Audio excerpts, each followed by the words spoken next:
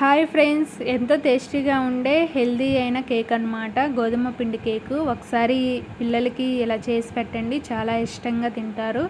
ముందుగా ఒక కప్పు గోధుమ పిండి, చిటికెడు బేకింగ్ సోడా, చిటికెడు సోడా ఉప్పు వేసి జల్లెడ పట్టుకోవాలి. నలకలు ఏమన్నా పోతాయన్నమాట. మెత్తగా ఇలా జల్లెడ పట్టి పక్కన పెట్టుకోవాలి.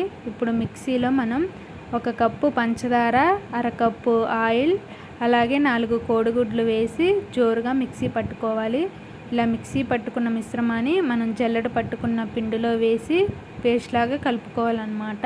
ఉండలుగా లేకుండా మంచిగా పేస్ట్ లాగా కలిపి పక్కన పెట్టుకోవాలి.